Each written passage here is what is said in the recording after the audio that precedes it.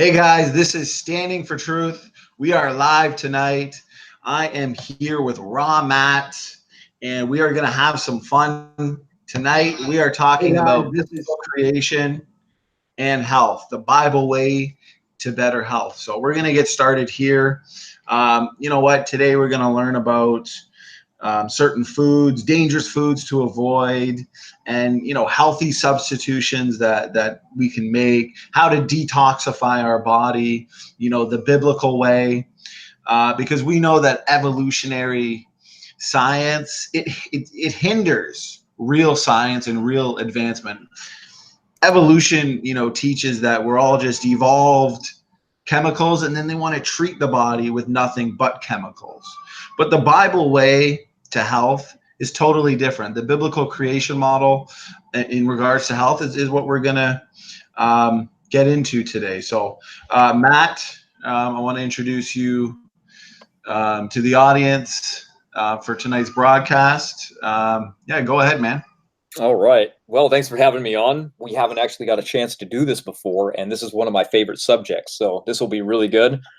I'm excited to actually give people something that they're going to be able to take home with them for after this, something that they can start applying immediately.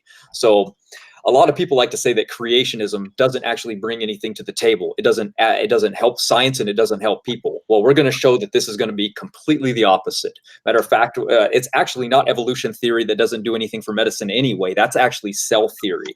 So creationism is just like evolution theory is, but it's the opposite. It has many branches of science, and it has many different diversities that we in. Like creationists can be paleontologists, geologists, biologists. It doesn't really matter. They're just like any scientist can be.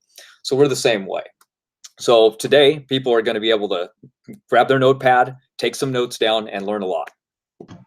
Awesome. Well, thanks so much for that brief introduction, Matt. You know what? I'm really excited for this as well. I think a lot of people are going to benefit highly from this. We'll start off here. Matt, we've all heard about the importance of antioxidants. For example, God's wonder agents against cancer. We've heard about anti-inflammatory diets are the key to beating a lot of these diseases, a lot of these inflammatory related diseases. So what are some things that people can do today and in the future that are going to benefit them the Bible way? Oh, well, that's a pretty good question. Antioxidants are one good factor, one key factor, especially in today's world. We're kind of bombarded with a lot more free radicals than we've ever have been in the past, especially with a lot of people smoking and drinking and doing a lot more drugs, and just around an atmosphere that's much more toxic. We have much more environmental toxins around us and pollution than we've ever had. So the body's under a little bit more of a stress than it has been. So, antioxidants are just one of these keys, but that's one of the major factors as well, is that the diet should be the base on what we do and what we should focus on, because diet is what we consume multiple times a day in large amounts. A lot of people try to mitigate the damage with just a little bit of a supplement, and that's not really going to do the job, because you're only taking a small amount randomly when you think about it. But food should be the priority, because you're doing it constantly and you're doing large amounts of it. So we want to go to the biblical account for this, meaning the Bible gives us two scenarios in the very beginning on these things. One is that man was created. That's the first. And two, the Bible refers to what's called the fall, where sin brought death into the world. Now, those two things can give us a very clear story and model to follow. One, our model is genetic degradation, where the buildup of disease and mutations occur every generation. And this is evident in what's called Sanford's model of genetic entropy. So it's kind of what I go by. And two, we were created in Genesis 1:29 to eat a certain way. And that would be eating as a base of mostly fruit, where 80% of your diet or more is based on fruit. So I promote a fruitarian diet in high amounts, and that's what I eat, because that's the highest concentrations of antioxidants in your foods that you can possibly get. So you're constantly helping your body to mitigate damage and to fight and free radicals and any types of disease that would really be coming in. See, a lot of the new diets and trends that are out now really push lots of heavy meat, which miss all the vitamin C, which miss all the fiber, which doesn't have many antioxidants. So you get a lot more problems with those than you actually do benefits. So would you like me to keep going? Oh, sorry. No, that's okay. I just had you on mute there. Well, in regards to, antioxidants, I've certainly heard about the benefits of a certain antioxidant called glutathione. I know it's not the best antioxidant out there, and I know you know a little bit more about it than I do. Did you want to kind of elaborate on that, Matt? Sure. Well, let's take a look at it like this. Let's break it down for the audience that might not know what glutathione is. We'll start at the most powerful metabolic enzymes of the body, and we'll take a look at it like the liver. So what happens is the liver does about 500 different things, but some of the most important ones is that it comes down to making metabolic enzymes for the body, because they are what fight free radicals better than anything else. The most damaging free radical in the body is actually called superoxide. Our liver produces something called superoxide dismutase, and now it should produce it at quite a good quantity as we age. Unfortunately, when we're in our peak, we produce somewhere around 80 to 90 micrograms per milliliter in our bodies, and we live about 80 to 90 years. Primates produce around 40 micrograms per deciliter, and they live around 40 years. So we know that how much your body produces of this metabolic enzyme is akin to how long you're probably going to live. Unfortunately, people really hurt their liver and they stress these metabolic enzymes out. But we actually don't live as long because we stress the liver. So anyway, going back to the liver and the glutathione, is now what happens is when we get a lot of free radicals and the superoxide in the body, the liver is going to produce a superoxide dismutase, which dismutates, or AKA breaks down superoxide into something less damaging for the body, and that's glutathione or hydrogen peroxide. Now, hydrogen peroxide is in the body and should be around 33.8%. Well, what happens is now the liver has to produce glutathione to actually mitigate that and turn it into water, so that now the metabolic enzyme catalase can come along and we can urinate it out. So it's a step-by-step process for the body. So just taking glutathione isn't the best idea. And just like taking superoxide isn't the best idea, because these supplements actually make your body stop producing these metabolic enzymes. I'm for taking certain medicinal herbs that help the body produce these metabolic enzymes, and we're going to learn about that today. So we really want to mitigate the damage by also not hurting the body by doing lots of supplementation. We want our body to actually work for it. It's like people that want to exercise and get the big muscles, but they actually don't want to work out or go to the gym. It's the same. Right. You have to earn it. What type of things can we do that is going to help best detoxify our body? And secondly, Matt, what are some of the most important nutrients that we need on a daily basis? And before you answer that, I really liked how you talked about, genetic entropy, genome degradation, and how, in the Garden of Eden, we were told to eat, the fruits, the vegetables, and the seeds. And that's where we get a lot of the, the details of what we're talking about here is we get it straight from the Bible. It's the Bible way to health, as we talked about earlier. And I like how we kind of touched on the fact that evolution promotes, healing through chemicals. And at the end of the day, I mean, it's riddled with side effects, which, we can get into a little bit later. But, I just kind of wanted to touch on those two things. But yeah, in regards to, ways we can detoxify our body and some of the most important nutrients that we should all be taking on a daily basis for the betterment of our health, Matt. That's right. That's right. You had two questions at the beginning of your statement. What were those? They were in regards what would be some of the best ways we can do to detoxify our body, and then what are some of the most important nutrients that we should be consuming, say, on a daily basis for the best health possible? Sure. Well, diet would be number one. Raw fruits are really very clathrative. They are very cleansing to the body. They pick up a lot of debris and things like that, but they can't always pick up on everything. So I'm a really big fan of activated charcoal or activated carbon. It's a really cheap supplement, and people don't really know too much about it. It's non-toxic. Everybody can obtain it. It's fairly cheap. Because most people don't know about it, it's still really actually cheap. I recommend to the audience listening, don't buy the powder. You're going to ruin your sink. You're going to ruin your kitchen.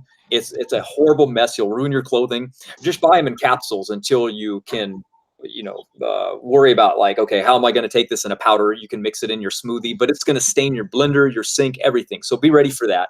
But there's no toxic load. They've actually tried to kill animals taking activated charcoal, and they filled up their food bins with about 50% charcoal, and they lived 35% longer.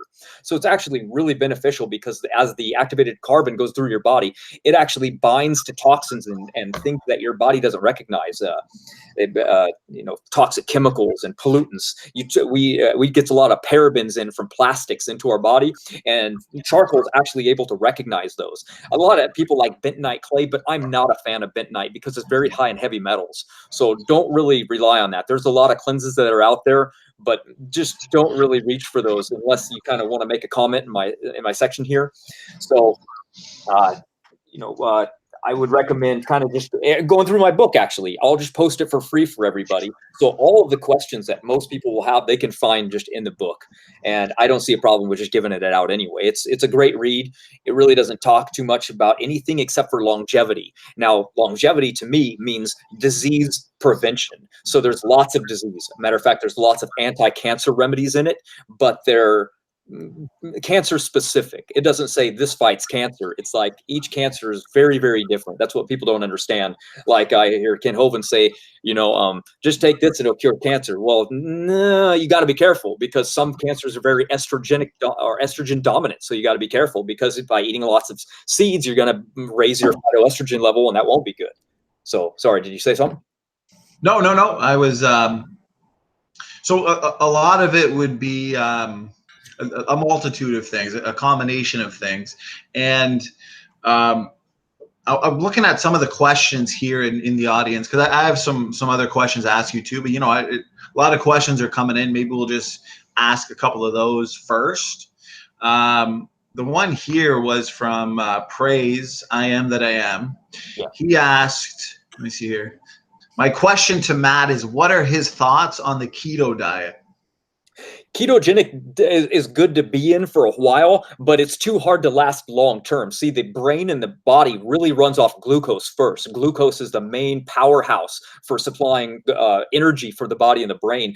Ketogenic runs on ketones, so it will function and it does really good, but this is mostly because our society is very overweight. So it's great for losing weight. There's no doubt about it. And it's very good to actually do when you're bodybuilding, but there's no real high amount of antioxidants in a ketogenic diet, because you're mostly getting your calories from lots and lots of meats. And people today don't just go to the store and buy like organ meats and like fresh cuts and grass-fed, which are high in gamma-linolenic acids. They go to the grocery store and they buy meat that's been sprayed to look red, and fish that have been fed astaxanthin so that they have red pigments, so they look like they're mature when they're not.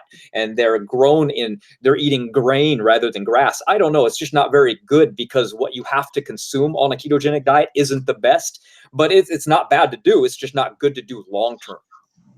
Okay. I appreciate that answer, Matt. Another question we have here was from Korag Nightwolf. He's asking, what's healthier, well done, medium, or rare meat?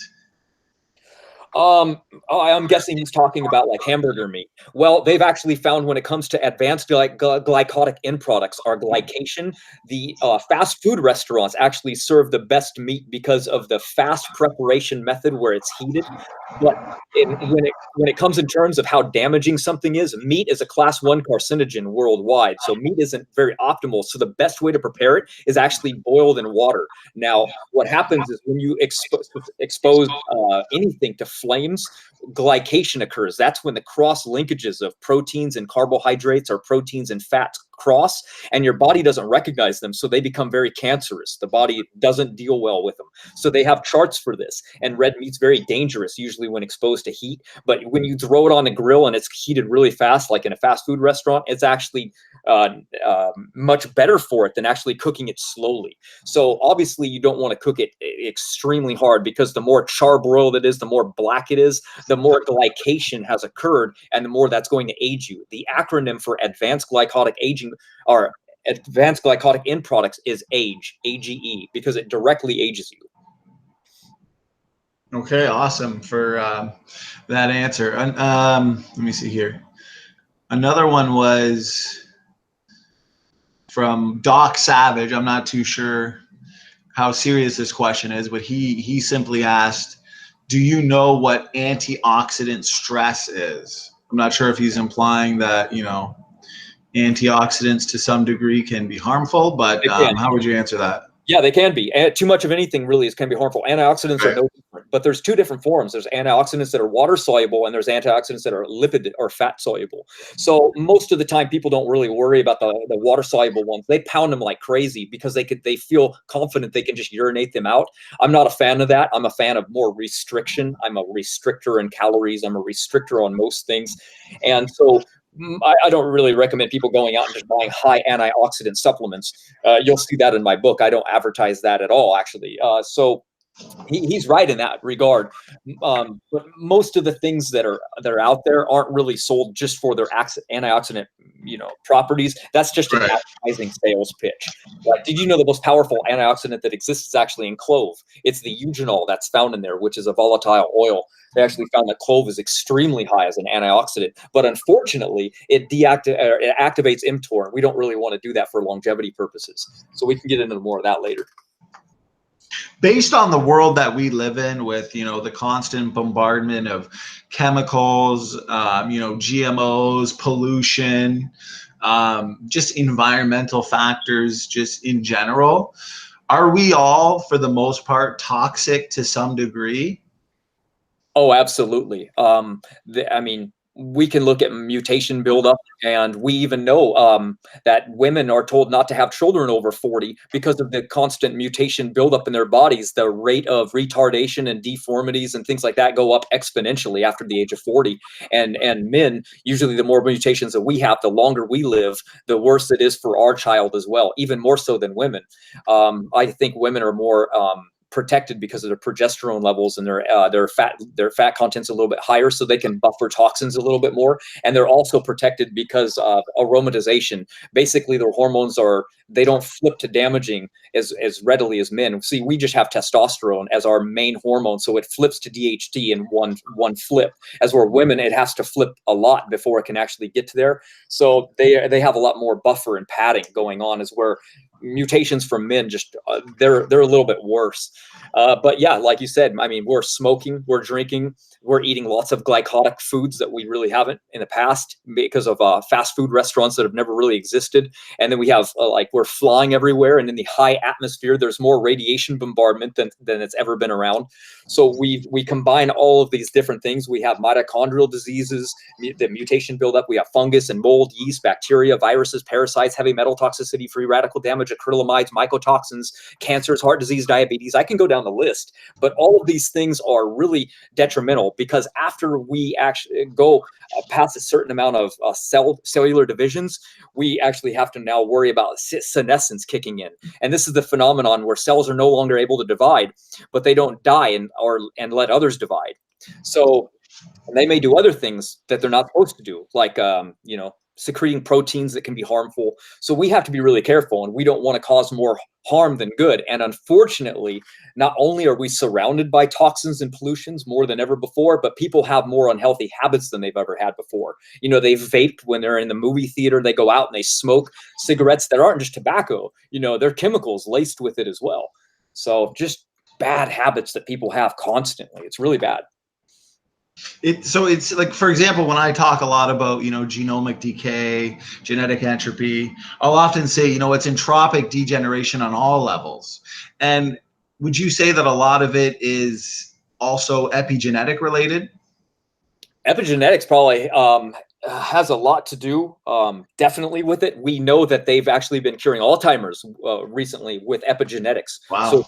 epigenetics is great. Yeah, it's a whole new field of science that's branching out. I wish it was more powerful, more people looked at it, but it's really just kind of like a taboo subject right now. They're not really getting into it. They're more looking at genes and the CRISPR and things like that to alter our genes, which is good. I mean, that's awesome. Everything that's in us is genetic related. So epigenetics is switching genes on and off. So that's kind of like where I come in through diet and supplementation is I'm using these things to epigenetically alter our genes because we can't really do this safely yet. Because we know certain genes are directly correlated with longevity. Take, for example, the sirtuins, the 7 of them, or the FOXO genes.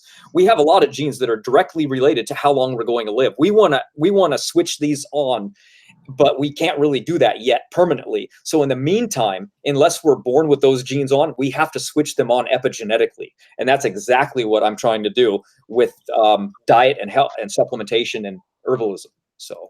Well, it's interesting because, in a lot of my debates and discussions on, genomic decay, the evolutionists oftentimes will say, there's no evidence for this type of genetic degeneration. And, I'll explain to them that, we see genetic related, diseases on the rise. And obviously a lot of it's due to environment as well, like autoimmune diseases, for example. You got multiple sclerosis, lupus, rheumatoid arthritis.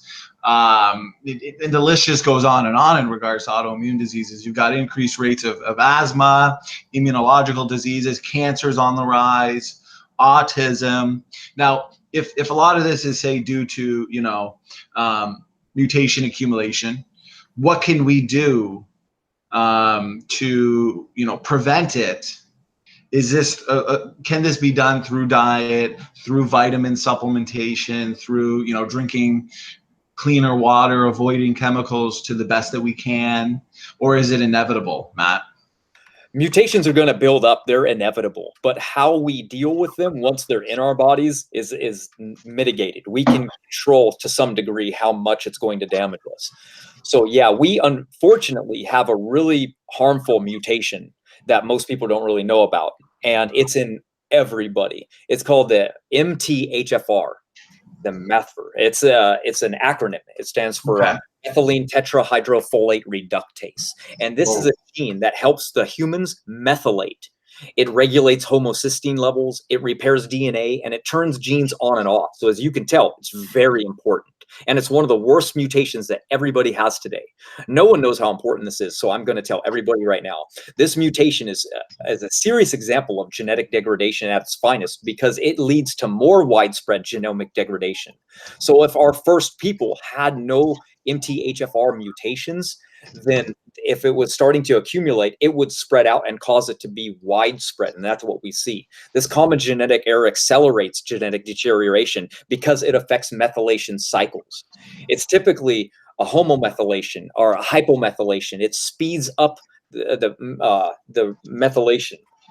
So since methylation stabilizes the genome and RNA molecules, homomethylation is strongly associated with methylation profiles, which pretty much lead to problems with cellular differentiation, gene expression, DNA methylation, or transcription.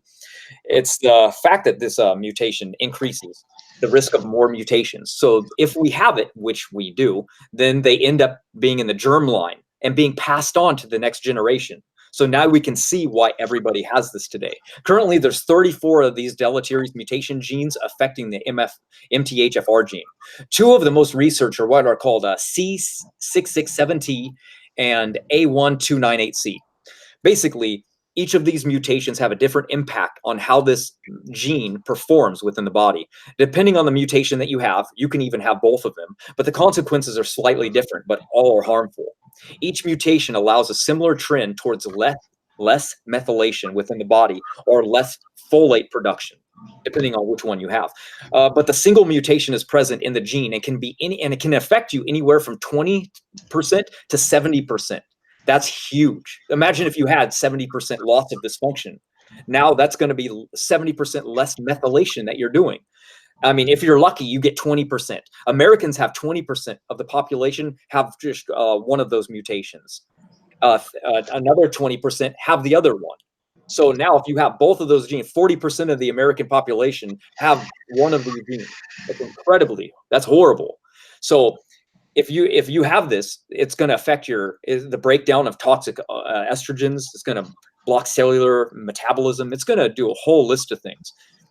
So we definitely have this problem going in our body, and we need to now consume foods that help methylation. So there's methylsulfonylmethane. It stands for MSM. It's a sulfur-bearing compound you can buy. It's also really, really cheap. It tastes absolutely disgusting. So don't mix it with water and expect to drink it very easily. It's water soluble, so you take a little bit in the morning and you take a little bit at night. It's not in your foods if you cook every meal that you have, because it's very volatile to heat. So if you're cooking every meal, you probably don't have much MSM in your foods or your water, so it's not going to be there at all. So it's better to supplement with something like that. It'll really help increase your methylation levels. And since vegetarians and vegans themselves die from heart disease because of homocysteine levels, because they eat lots of oil. You see, they've just replaced eating cheese and meat with lots of olive oil and coconut oil, so they lather their foods up. And because they don't methylate very well, these things build up, and the homocysteine levels build up and up and up. And because they don't methylate good, they die from the same reason that a meat eater will. So we want to have strong methylation levels, and we don't want to eat foods that have been processed. So I guess I could get into some supplements, but if you have any more questions, let's do it. No, that's really interesting. It seems like a lot of it comes down to the cellular level, right? Deep cleansing our body down at that level of the cell, and then at the end of the day, it's like a ripple effect. You're going to renew your health, your vitality, restore your energy, and just reclaim your health and shed toxins. Yeah, the easiest thing for people to do is skip eating. Don't eat for multiple hours until you have to eat. Eat just lunch and dinner. What happens is when you polyphasic eat and have long stretches of 16 to 18 hours of not eating, you drop into a phase called autophagy. And it's where your cells are actually able to clean up the debris by themselves without any dietary supplement or regimen that's really going on. You can just polyphasic eat and actually benefit tremendously. So that's really good. Well, from my understanding, like a lot of so for example, when it comes to fasting and things like these, the best way to get rid of toxins, because it seems like, a lot of diseases, a lot of issues that are directly related to the buildup of toxins. I mean, you're looking at asthma, food and environmental allergies, fibromyalgia, chronic pain syndromes, insomnia, even for women, like menstrual problems, abdominal bloating, hypertension, atherosclerosis, other autoimmune diseases. So for one, is that true? And the best way to alleviate a lot of those things versus, say, a lot of the prescription drugs, because you find that you're prescribed one drug and then that drug has a list of side effects, and then you need another separate drug for those lists of side effects, and before you know it, you're on 10 to 15 different drugs. So yeah. I imagine it's much better to alleviate some of these diseases through the ridding of toxins. Absolutely. We're talking pharmaceuticals are symptom suppressors. They say, okay, well, you're having problems with calcium in the body. The calcium is too high. It's above 10, so we need to drop that down. So they put you on something called a calcium channel blocker. Well, now that blocks calcium from getting into your blood. That's very good, because having high calcium in the blood is very detrimental, right? So now you get on this prescription drug, and now all of a sudden your calcium levels go below what they're supposed to be at. So now all of a sudden you're on something that you're not supposed to be on anymore, but they don't take you off of it. So now you get a horrible problem where there's actually not enough calcium being absorbed into the body. So now you have bone degenerative diseases. So it's a cycle. They're trying to make money. Certain pharmaceuticals, I can understand, they make sense, but most of them are used as suppression for something. They're not a cure. That's why you're on them for life. They're not a cure for anything. And we want cures. We want people to be healthy, right? So yeah, so it's like a Band-Aid versus it's like you're not actually getting to the root problem. You're just putting a temporary Band-Aid on it, and you got to put this Band-Aid on over and over and over again instead of getting to the root cause. Exactly. And it's really a shame too, because there, once you get the base down and you can see how disease starts to incubate and build up and how calcification is a problem, you don't let it render itself. You don't wait till you get arthritis before you go, okay, maybe I should do something about this. You just mitigate it throughout every decade, and you prevent it. You prevent it from occurring. And I'm about prevention rather than repairing. Unfortunately, most of the time I'm repairing because people have already done the damage. Most people care when it's too late. Most people care about losing, fixing the disease when they have it. They don't care about learning about a disease. So I like to come ahead and learn about it first. I want to know, like, okay, well, what's causing people to die? Let's take a look at heart disease, diabetes, and cancer and calcification, because those four things are what's killing people at a high rate. So once you learn and understand about those diseases, now you can learn to mitigate them before they actually become a problem. And that's what we're really gonna cover. So unless there's more questions, of course, in the comment section.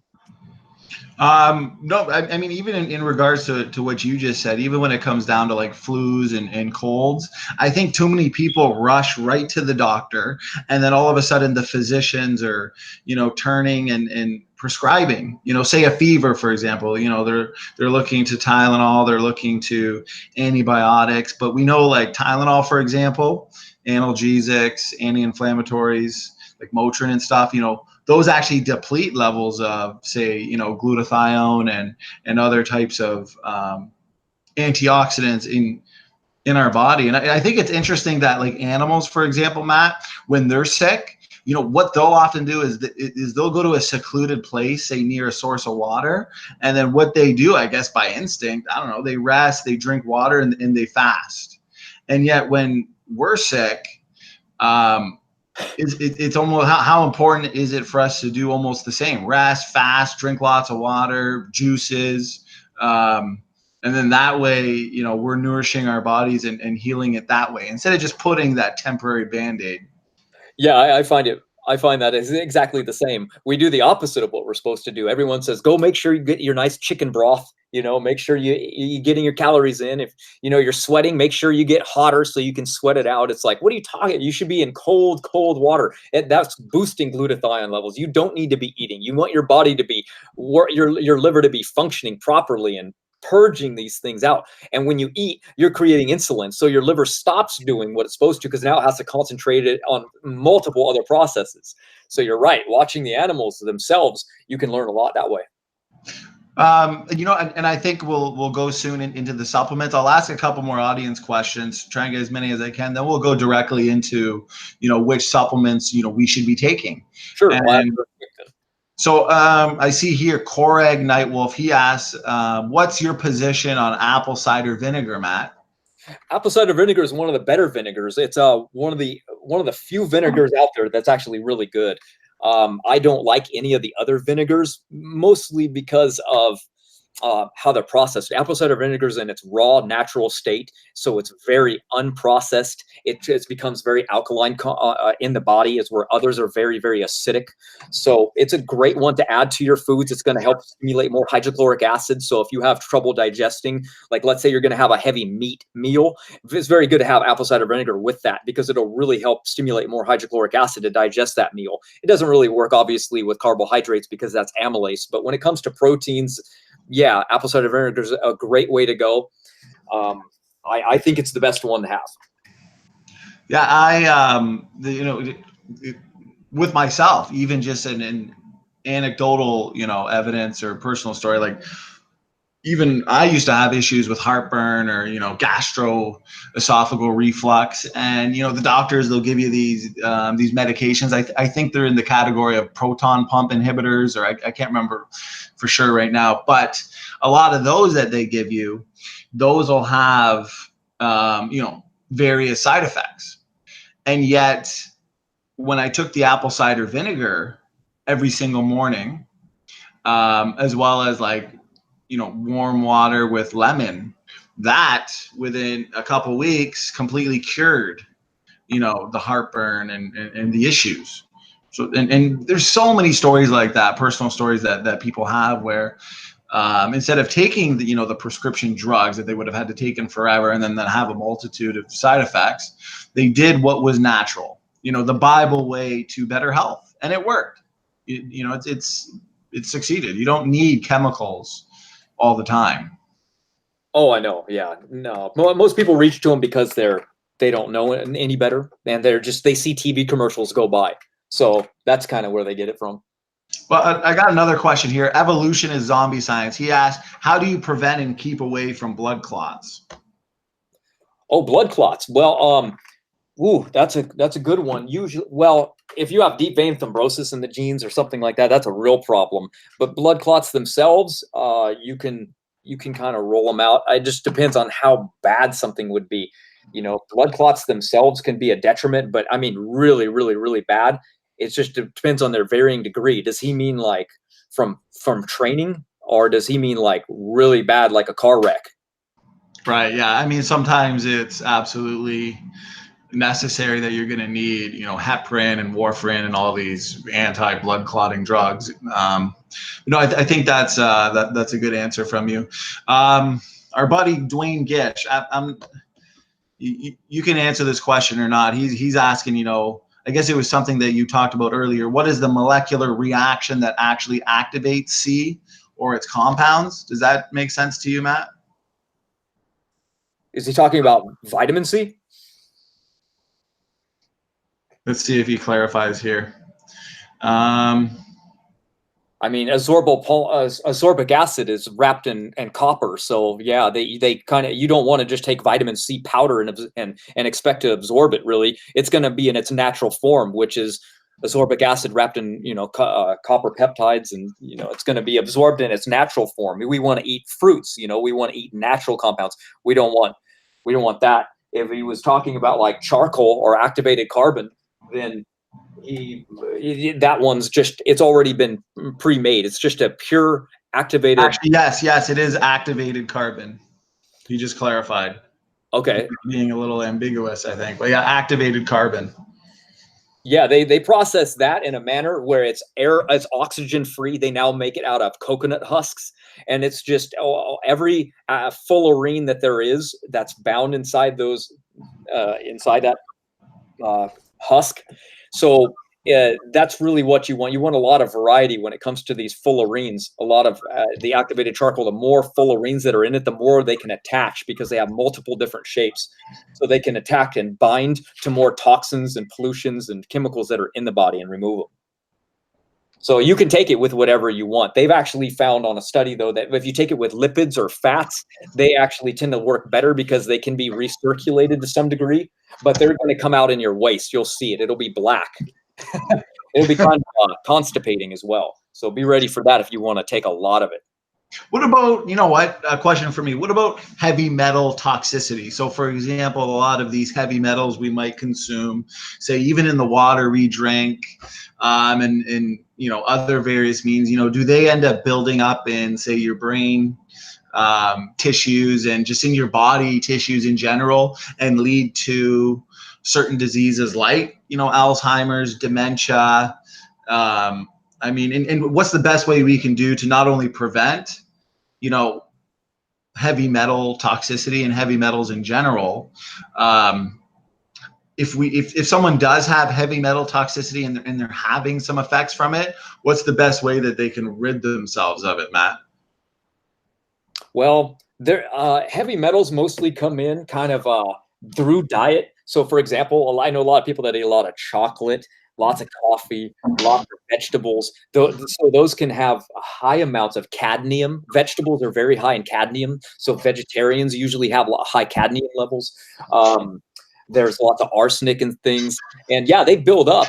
The body tries to buffer them. I mean, we store toxins in our fat. That's why it's usually not the best to consume fats of animals, because if they eat toxins, then you eat their fat, then you get those same toxins. So it's the same concept with us. We store toxins in our fat. So if we are losing weight real fast, those toxins dump into the bloodstream, making us feel a little sick and nauseous. Again, charcoal comes into that as well. But we can mitigate heavy metals from a couple ways. Hawthorn flower and leaf has been shown to remove lots of heavy metals. That's really good. Another one is sun chlorella. That's a great supplement. A little pricey, but it works really good. A lot of people reach towards cilantro, but that just depends on the soil that they're grown in. You can actually cause heavy metals if you actually don't do that one right. So I'm more of a proponent of the hawthorn leaf and flower and sun chlorella. Make herbal teas out of hawthorn flower and leaf. Drink the water that comes from that tea every day. Those metals will bind and they'll come out in the urine. And then the sun chlorella will bind for the lipid soluble form. So it can get rid of the excess that come in that way. So those are two of the best heavy metal detox forms that are the easiest, and you don't need to know the other ones. Well, a funny thing that just came to mind too is because I've found that when talking with evolutionists and people that just reject the Bible, a lot of times they'll bring up like bacteria and certain infections as, you know, bad design. And I quickly realized that these evolutionists, they don't even understand that, you know, there exists what's called good bacteria, and that probiotics are healthy for us. I mean, there's about 100 trillion bacteria that reside in our large bowel. And I think there's like more than 400 different species of bacteria that actually live there. And fortunately, most of these bacteria are actually extremely beneficial, and you wouldn't want to try to live without them. So I always tell the evolutionists, why don't you try living in a world without bacteria? And yet they want to use, like, you know, bad bacteria as an example of bad design. But I mean, how important is, say, probiotics, good bacteria in regards to our immune system, in regards to just all types of, because it seems like a lot of disease comes from directly from our gut itself. So what happens if we heal our gut, say, with good bacteria? Can you just go into the issue of bacteria in general for a bit there, Matt? Yeah, sure. Well, you're talking a little bit about the microbiome. That's influenced by what we eat as well. So it's very important. The gut-brain bacteria are definitely correlated with each other. I know that probiotics are very important, and so are prebiotics. That's the food for the bacteria in your gut. So I don't want just people to run out and go buy a bunch of probiotics, because we don't want to be dependent on those either. We have our base that's in our gut. We want to feed them what's there, but we might need to reproduce or produce just a little bit more as well. There's a whole different strains. There's Lactobacillus acidophilus, there's bifidus bacteria, there's planet. So there's a lot of different strains, but like you said, there's actually more bacteria in us than there are blood cells. So bacteria is far more important than people give it credit for. And people are always blaming God for creating these harmful bacterias and these new bacteria are popping up. And it's like, look, we have bacteria. There's enough bacteria in your room right now that if you were to fall over and die, they would start degrading your body and consuming you until you were gone. Same thing. If there were 100 elephants, there would be enough bacteria to consume it all away in an eventually amount of time. But what happens is, we invent tons of chemicals, right? There's over 500 different things that we make from crude oil alone, plastic, glass, all kinds of things. So when we throw these things into the environment, what happens when those bacteria now come along and try to degrade those things and try to eat them? Well, what happens is they mutate, right? They're like, what the hell is this? I need to eat it and I can't. So it starts mutating. And unfortunately, the mutation that usually occurs is harmful to other things. It's harmful to them, not necessarily them, but it's harmful to other things. That's where flesh-eating bacteria can come from. So of course, the people are blaming God for something because they don't understand the steps of usually how these bacteria are, what they're supposed to do. So, you know, people like to blame God for everything, as you would imagine. I just find it amazing that, you know, you bring up the fact that, you know, bacteria is good for us, you know, and they're just clueless, you know, because they just look at some tired argument on some anti-creation website, and they look at something to do with bad design.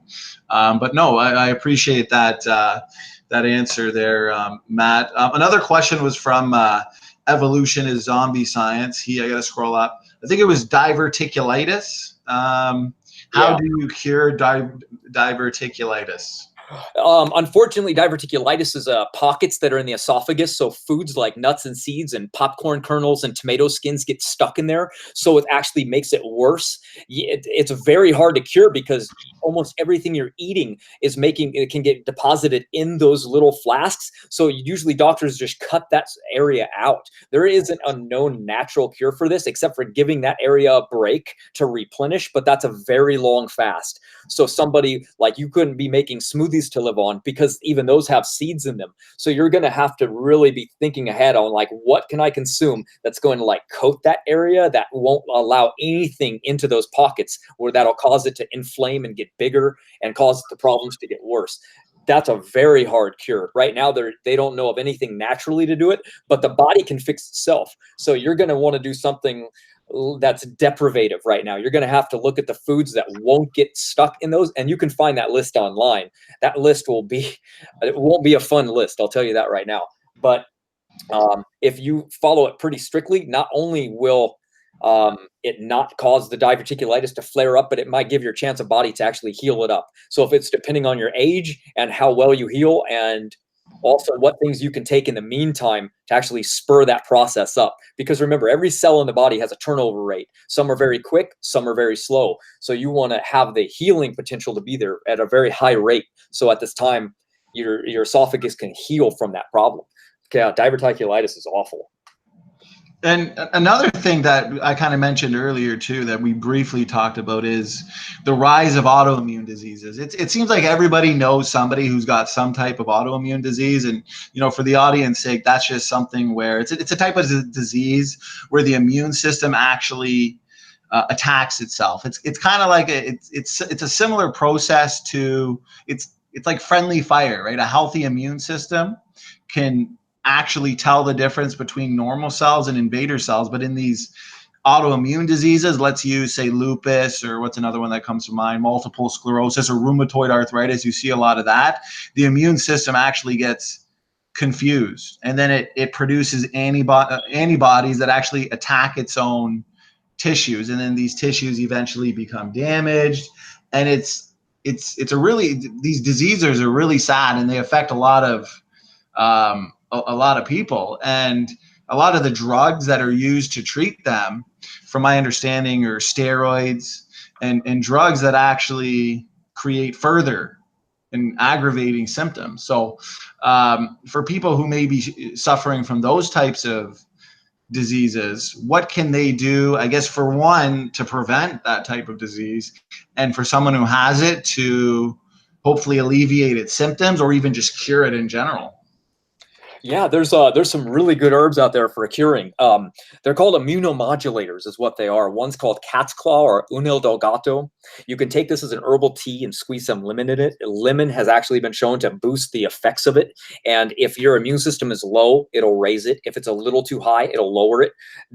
That's really key, because a lot of us are eating food sometimes that we don't know that can cause autoimmune disorders. For example, garlic.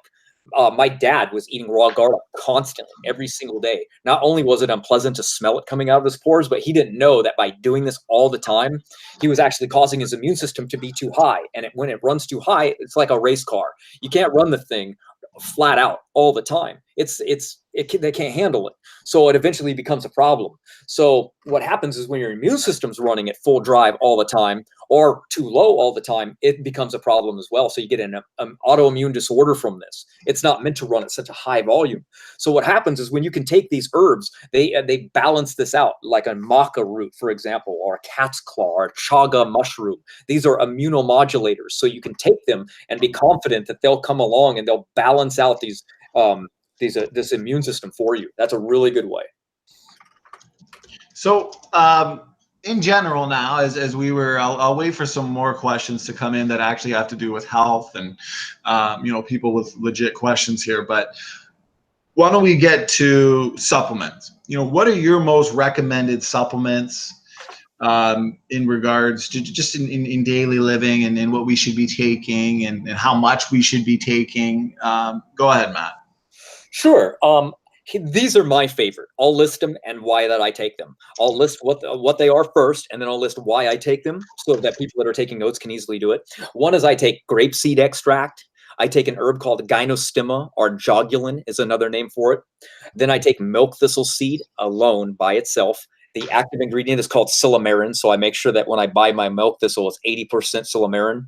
Then I buy hawthorn berry, and then astragalus root, Japanese knotweed, and Lycium barbarum, also known as goji. Now, the reason I like these base herbs is because I combine them all together, except for milk thistle seed, because they tend to have a very broad spectrum ability to do multiple things in the body. For example, grapeseed extract is one of the most powerful aromatase inhibitors that there is. So that protects your hormones from flipping over and becoming detrimental. Gynostemma or jogulin lowers nuclear factor kappa B by 25%. That's a huge protection from cancers in the body, and it raises superoxide dismutase levels by a lot. Now that's huge because, as I was saying earlier, superoxide dismutase, the more of it you have, the longer you live. Now that's not always what a lot of people think, but when I've read through the research, mice that were lacking superoxide dismutase die shortly after birth because of massive oxidative stress. However, mice that are 50% deficient in superoxide dismutase have normal lifespans and minimal defects. So we know that there's a correlation between the two. Pigeons live about 12 times longer than rats, even though they weigh the same. The only difference is that pigeons have high superoxide dismutase levels. And so that's an amazing correlation right there. Fruit flies that have been genetically engineered to produce twice the amount of level of SOD end up living twice as long. So we know that there's a direct correlation. So now that's why I take the gynostemma. There's other things that raise it as well, but that's the specific herb that I take for that one. Then I like milk thistle seed on its own again because it's a very high in glutathione reductase. That's a very good one. And then there's faux tai. Its another name is Hisho Wu, but it's a glutathione peroxidase booster. So it's another really good one in conjunction with these other herbs because they work on the metabolic enzyme potential of the body. And we want those very strong at all points in our life. And because these are herbs, they help your body to actually produce them. You're not just giving these things to your body so it stops producing them themselves. Another one would be hawthorn berry. I take that for the EGCG. Now, astragalus root is taken for the telomere enhancement. They actually sell a specific alkaloid from astragalus root. It's called astragaloside 65, I think. And what that comes down to is it's a telomere booster that enhances them really, really quickly. Unfortunately, it's very expensive. So I don't think that it's necessary to get that specific supplement when C60 and astragalus root can do the same thing, as long as you're buying the extract powder of it and you make a concentrated form of it by a decoction. Another one would be Japanese knotweed. It's a very cheap herb right now, and it's a very, very cheap form of what's called trans-resveratrol. A lot of people right now know about resveratrol because of the grape resveratrol, and it's known for longevity. Well, this is a better form called trans-resveratrol. It's more potent, and it's found in Japanese knotweed, so it's really cheap. And then the other one would be goji. I end that off with because it's a sesquiterpene, which means it's a human growth hormone precursor. So it helps your body boost human growth hormone. And most of the time, that's just done by working out. Not many foods on earth do that. So as we can see, like even old world antediluvian foods, heirloom foods, they're the best that are out there. These modern day hybrids, these genetically modified foods, they're more of like a Franken food. We don't even know the repercussions of mixing flounder fish with tomatoes so that they're cold resistant. What's that going to do to people? So I recommend people go back to the old world foods, and that's more safe. That's more applicable. We find that they're very beneficial. And when they do the studies of modern day tomatoes compared to Lycium barbarum, the heirloom outshines it every time. If you look at like modern day wheat, like winter and summer wheat, well, the more you go back in time, the better they get. You get spelt and then kamut and then emmer. You just go back, the better they get for you.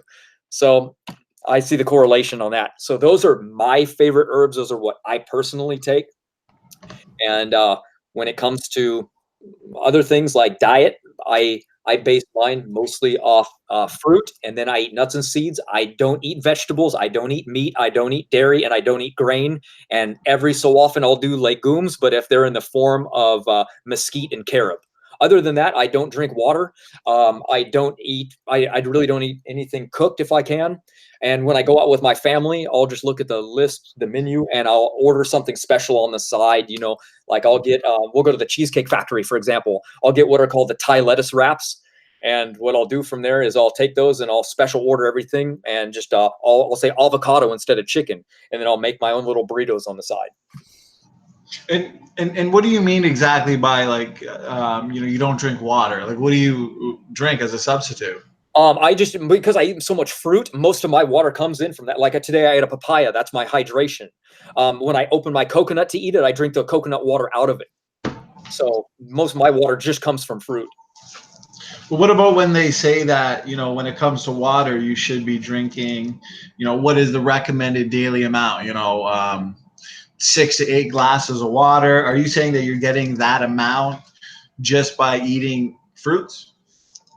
Well, no, but I don't need to be, because I'm not eating cooked food that are constantly dehydrating me. I'm not eating high amounts of sodium. I'm eating more potassium, so my ratios are perfect. I don't. I think that drinking water is probably important if you're eating those standard American diet. Sure, you need something to flush these toxins out that you're eating from your food. I don't eat toxins, Right. so I don't need to do that. Good point. And I find it interesting since, the title of this is, well, we could have titled it, many different things, toxic relief, restore health and energy through many different ways, fasting, detoxification, supplements, whatever it is. But it's funny because in your everyday life, in my everyday life, I'll talk to people that do hold to, an atheistic or just an evolutionary worldview. And you'll tell them that, the Bible clearly teaches that, we need to be eating the fruits, the seeds, the vegetables, and just living a very clean lifestyle through a very clean diet. And you'll try and tell them that, a lot of the things that lead to disease, lead to cancer, excessive intake of certain meats, excessive animal fat and other fats, because at the end of the day, these are inflammatory. And a lot of people, they're consuming so much inflammatory and toxic oils, trans fats, fried foods. It's America is your fast food diet, right? Your Coke, your hamburger, your fries, and then people are wondering why their health is going out the window, and then they're taking all these prescription drugs, and they're scoffing at your naturopathic doctors and your chiropractors and the people that are really out to help you. And you try and tell them that, to avoid excessive sugar and high glycemic foods, like white flour is huge. All these things weaken the immune systems. Or a lot of people are consuming, devitalized foods, salt, processed foods, junk foods. They're eating at wrong times of the day. They're eating late at night, and they're not avoiding toxins in our food, right? Nitrates are huge in processed foods and smoked and cured meats, and like you said earlier, heavy metals, mercury. That's found in fish. It's even hard to find good fish these days that's not free from heavy metals such as mercury. So you try and tell these people these health tips, health facts, and they either scoff, they either ignore. And I think it comes down to the worldview. It comes down to the idea that we're nothing more than, recycled stardust, evolved chemicals. So let's treat the body with chemicals. And yet, Matt, you're kind of saying the opposite, aren't you? Absolutely. Chemicals are one of the last things we want to do. I can understand doing it if you have a horrible health issue, but that's not the normal case. If we're healthy, we never need them. We only have to resort to them if we're on like stage 4 cancer. Sure, of course we need some kind of boost or assistance because we should have never been there in the first place. But, in 1901, America was ranked #1 in health in the nation, everywhere. That's incredible, considering now we're near dead last place. We've done something horribly wrong. We depleted our topsoil, first of all. In the 1930s, we created the Dust Bowl. Before that, everybody was growing everything that they wanted. Everything. And everyone was healthy. Now nobody does really anything. They just go to the store and they don't know how to shop. They just go, everything is in an aisle, so it's in a box. So they get something that's enzymatically dead and completely dry, and then they take it home. And like you were saying, what's the standard American breakfast? A meal that nobody should even be eating, breakfast. And then what do they eat for it? Bacon and eggs? Are you kidding me? That's not what we were designed to do at all. Matter of fact, the University College of London did a 15-year study on 65,000 people, one of the largest studies ever done on dietary health and nutrition. And guess what they found out? That when people ate 6 servings of fruits and vegetables, they were healthier than the people that ate 5. And the people that ate 7 were healthier than the people that ate 6, all the way up to 9 or 10 servings before diminishing returns happened. Do you know how much that is to eat? That's your entire meal of every day of eating fruits and vegetables. So That's incredibly high. So basically, it's saying we're fruitarian. So not only are we completely carnivores and fruitarian based on our anatomical features, our digestion, our saliva, our just biology, because that's what we were created to be. Genesis tells us that, but we absolutely have proof for that now. And the more we divert from that, the more unhealthy we get. And that's fact. So no, I'm totally in agreement with you. One question from Jack Jackson asked, have you tried what's called high meat? Does that ring a bell there, Matt? what? High meat? What does that mean? High meat diet? I'm not sure. He just said, what do you think of high meat? So Oh, I'm not, God. if he wants to clarify in the chat, but he seems like he's genuinely interested.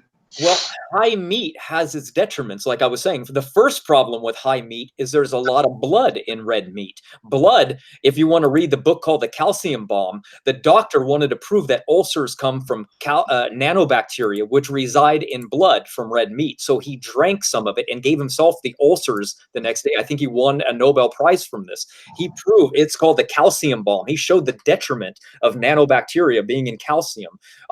Being in blood that's in red meat. So it's horrible for the body. We don't have the UXO enzyme to even break that substance down. The only reason that people are able to eat meat really is because, one, we cook it. So therefore it's not natural to begin with. And then secondly, we have hydrochloric acid in our stomach to somewhat process this down. If you were to just live off of meat, go ahead. You will die. It's not meant to be for us. Well, the only reason we even eat it at all is because we incorporate other things to be eaten with it. I always tell people, if you think you were designed to eat it, go ahead. Let's have a competition, you and me. I'll just eat blueberries. You just eat whatever you want. I don't care. Pick grain, pick a legume, pick a meat. We'll just eat that. After a month, when you're giving up because you're horribly sick, then you'll understand what you were designed to eat. And the only thing that can possibly be is fruits. So I am not a fan of red meat, especially a high meat diet, for a very long time at all. If you give an obligate carnivore cholesterol, no amount, you can give it as much as you want. It'll never get high cholesterol levels, ever. A human being, you give them a little bit of meat. Even one egg a week was shown to skyrocket cholesterol so high that it mitigated the benefit of exercise. That's how much it does it. So we are definitely not meant to have it biologically. Another good thing that we didn't touch on too much, I mean, cancer for one, but just in general, a lot of these diseases are associated with, chronic inflammation. And inflammation's huge. And, by eating more anti-inflammatory foods than, say, pro-inflammatory ones, is it possible to tip your balance back into the right direction? And before you answer that, I'm not sure if you're familiar. I'm curious to your take on it. But if inflammation is such a huge reason and cause for so much disease and suffering, I'm aware of certain tests you can do, blood tests. For example, I know one's called a CRP test, C-reactive protein. I think another one is called ESR. And what they do is well, for example, CRP, C-reactive protein, it's a marker of inflammation and a promoter of inflammation. So if you test for that and see your levels, so for example, your CRP levels, you can actually see how significant your level of systematic inflammation is. So if you do these testings, you can see, if your level of inflammation is high or if your level of inflammation is low. So would you recommend those types of tests just to see? Because if we're all generally possible, obviously we're all attacked daily by, chemicals, inflammatory related foods. Would you recommend those types of tests for people to see where their inflammatory levels are? Yeah. Okay. Yeah. No, go ahead. What was your other part? And if so, and somebody, realizes that they do have high inflammation in their blood versus, say, the inflammation and the anti-inflammation balance is off, what would you recommend for those people? Okay, well, yeah. First of all, I definitely recommend the tests. The tests are always good to get because they're a good indicator of what you're doing. So if you're failing at your program, you can see these in the results and you can change that. If you don't know, it's very hard for us to tell because health is something that we don't really notice until it's kind of gone, kind of like gaining weight. It's like watching grass grow. You don't know if you're getting unhealthy. It just happens. You don't see your hair falling out. It's gone one day. It's kind of like that. So I definitely recommend testing, methylmalonic acid test for B12, the C-reactive protein testing for the inflammation, all great stuff if you've got the money. As for what to do for inflammation, absolutely. There are things, but they're quite expensive, actually. That ones that actually work, like nattokinase is a great enzyme from silkworms that really reduces inflammation. Wobenzyme from Garden of Life is a systemic anti-inflammatory, really, really good, but really expensive. If you just eat good, you don't have that problem. But like you said, we eat a lot of inflammatory things. We eat a lot of oils. Those are inflammatory. We eat a lot of problems. We actually dig our own grave with our spoon. So that's what we're doing. We're building up mutations from bad habits and bad lifestyle choices and pollutions and toxins. And then we go home, and when we're supposed to be eating our medicine, we're just eating our junk. So it's just problem on top of problem, man. Well, I've got, we'll go one more question from the audience, and then we'll let you kind of close off on anything that you feel like you wanted to say that maybe you didn't get the chance to. I think, you've been very informative. I think this has been very good and hopefully helpful to, the people listening and people that'll listen to in the future. But a question here from Evolution to Zombie Science. He says, don't many genetic birth defects and disorders stem from mutations which evolutionists believe could be beneficial, but we only observe the harmful and perhaps stable ones? And then he says, weird. Right. Well, that's what we base our model off of, is, the actual, the degradation. We're seeing disease. We're seeing problems. We don't see superhumans being born like X-Men, which we should be. We should be seeing people being born that have anti-cancer genes. But instead, what do we see? We see the BRCA1 and 2 gene for cancers that are popping up everywhere. We're seeing more mutations. 49 to 50% of the population that has cancer has it under the age of 50. So it's not that people are living longer and getting more cancer. Of course that happens because, like you said, we're building up mutations as we age and every generation. And that's what we see when we look at disease. How it's ignored is beyond me, but I guess you can rationalize anything if you can believe that bacteria turn into whales and people. But that's, that story isn't really what I'm interested in. I look at disease and I see problems, and I don't see people adapting to problems. And when you do, you see epigenetic regulation. You don't see evolution. You don't see new anatomical features to built up around a cell to protect it from cancer. And people have been causing harm for themselves for quite a long time. And you know what I mean? People go, well, we can eat raw meat. Yeah, good luck with that. Go ahead, feel free. Eat a bunch of raw meat sometime. You'll have a great time with salmonella poisoning from that meal plan. Good job. Well, and that's what's amazing when it comes to, that's why when you look at evolutionists that say, evolution is what promotes and advances science. But yet what we're saying here and proving and demonstrating is that it's quite the opposite. It's a biblical creation model and a biblical based worldview that actually advances science, and evolutionary science actually hinders science. Like a surgeon, for example. I love when they say that, because a surgeon, when he's performing heart surgery, the last thing he needs to think about or worry about or know about is whether or not pine trees and whales are related through common ancestry. And I love when evolutionists say things like, oh, you don't believe in evolution. You don't believe that pine trees and whales are related through common ancestry. Well, how do you like that cell phone? How do you like that car? And it's like they literally think that those things are due to evolutionary scientists and evolutionists themselves. I mean, that's through engineers, not evolutionists or, theoretical astrophysicists, these people that believe in these science fiction based religions. It's biblical creation that promotes and advances science. And unfortunately, these evolutionists deny genome degradation. We're accumulating 100 new mutations per person per generation. Mutations are deleterious. Mutations are destruction. They're not the creator. Beneficial mutations are rare. Even your rare beneficial mutation is reductive and destructive to some extent. And we're going down, not up. And the evolutionist wants to say that biblical creation doesn't promote science and that it hinders science. No. If more people thought like biblical creationists, we might be able to actually cure some of these diseases. We may actually be able to stall maybe the, genetic degeneration just a little bit. But the evolutionists, they're the ones that hinder science, Matt, and they're the ones that deny science. And we've seen that over and over and over again. Oh, I know. They fight against everything, it seems like. I mean, I don't really know what their purpose is besides it's their belief system that they're being attacked. So they have to defend it. That's the only reason why, because we're telling them that they were lied to, and they're backing up the liars and mad at us. It's kind of like being mad at the person that helped you stop the robber, I mean, it's like, hey, I stopped the robber from broken your house, and then they get mad at you for doing it.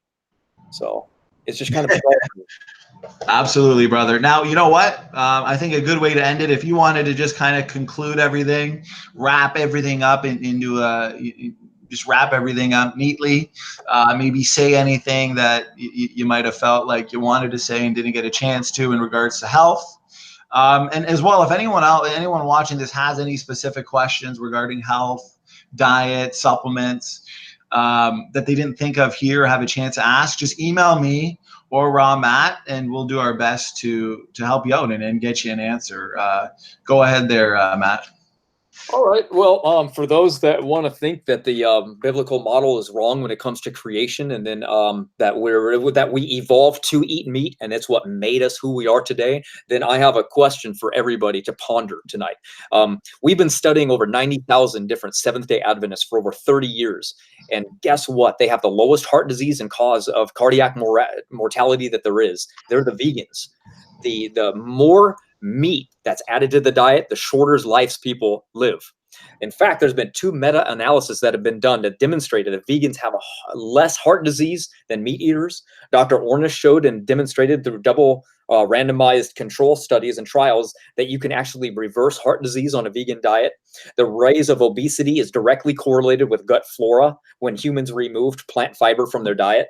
You can actually look around and see from the studies that the more meat that's added into the diet, the shorter lives we live.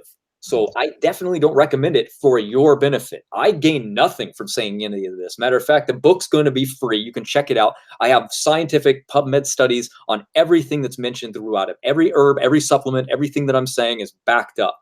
So I'm not telling you for any other reason. I'm not vegan because of animals. I would go hunting in a heartbeat. Doesn't mean anything to me. So I just say it because health is something that we only miss when it's gone. And I don't want you to have to get to that point. We're here to give you information to help better your life, help you understand it, and give purpose and reason to everything. The Bible is very clear that we were created to do a specific thing, and that sin brought death into the world. And that's our model, and that's what I've created the system on. So I hope everyone was able to understand everything that was said in the interview, or else that would obviously not be a very good talk. And if you have any questions, I guess go to the comments section, and I will put a link to the book in there for free. Awesome. Well, thanks so much, Matt. To close here, we got a lot more videos to release in the future, debates, discussions. So a lot of fun to come, guys. So stay tuned. And I hope everybody enjoyed. And like Matt said, any other questions, concerns, just email us, and then we'll get back to you as soon as we can. So thanks again, Matt. Thanks again, guys, for listening. And Standing for Truth is out.